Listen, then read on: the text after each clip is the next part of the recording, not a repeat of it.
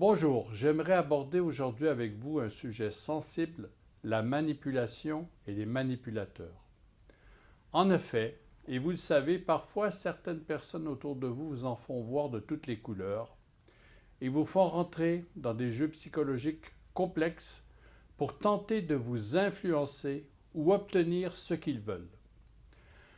Pour vous aider à mieux comprendre à quoi jouent les manipulateurs et vous aider à ne plus subir ces situations, nous allons nous attarder sur 4 types de comportements ou attitudes souvent utilisés par les manipulateurs dans la communication. D'abord, il y a l'injonction. Il s'agit ici pour le manipulateur de vous enfermer dans un rôle, une fonction, une qualité ou une façon d'être. L'idée étant bien entendu de vous faire sentir que vous n'êtes pas ou que vous ne faites pas ce qu'il faut. Exemple.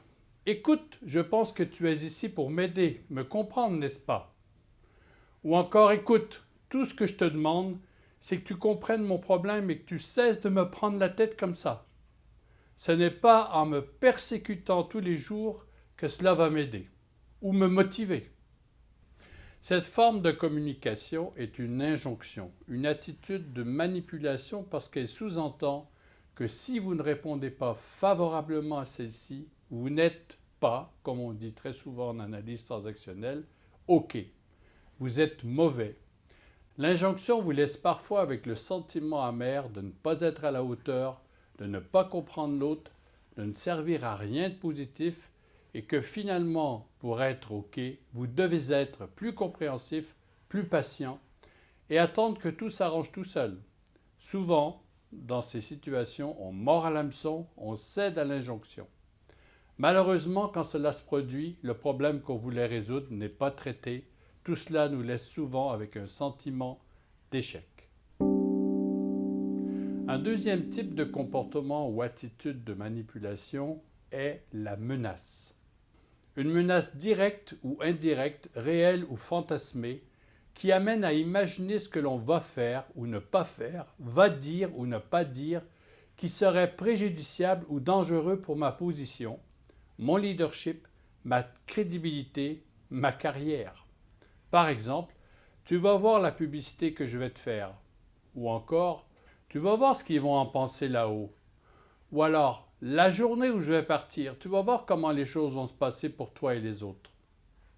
Ces menaces peuvent provoquer chez certaines personnes la peur de ce qui va arriver, la peur du prix à payer, une peur de la punition qui nous ramène parfois dans les pires séquences de la petite enfance. Du style « tu vas voir ce qui va t'arriver si tu ne vas pas te coucher » ou alors « tu vas voir quand ton père va arriver ». C'est la menace de la sanction, c'est une manipulation. La dévalorisation ou la disqualification. Ce jeu psychologique consiste à dévaloriser ou à disqualifier. Exemple, alors là je pensais que tu étais une personne sérieuse, mais je vois que je me suis trompé. Ou alors, finalement, tu ne peux rien faire pour moi, tu n'es qu'un pion. Ou bien, en fait, tu es comme les autres. Les disqualifications sont de véritables aiguillons qui produiront chez vous 2 effets. Premier effet, je vais me décarcasser pour te montrer que j'ai une valeur, que je suis quelqu'un. Ou alors deuxième effet, puisque je n'ai pas de valeur à tes yeux, je t'en... Quatrième type de manipulation, la culpabilisation. La culpabilisation, essentiellement, vous laisse croire que vous ne comprenez pas et qu'en plus, vous êtes responsable du malheur de l'autre. Exemple, on voit bien que tu n'as pas de problème de gamin, toi.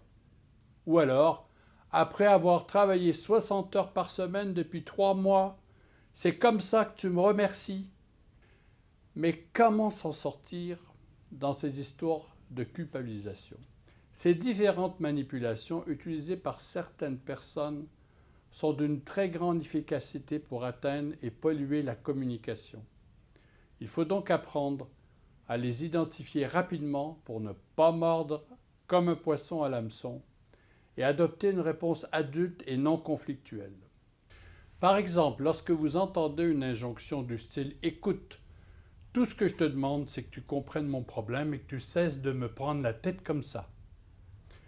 Vous pouvez alors répondre tout simplement « Je vois que ce que tu vis semble vraiment difficile et que tu aimerais bien que je comprenne ta difficulté. Donc, tu disais que… » Devant la menace comme « Tu vas voir la publicité que je vais te faire », vous pouvez répondre « Je vois que tu es vraiment agacé, qu'on n'arrive pas à résoudre cette affaire. » Tu disais donc que…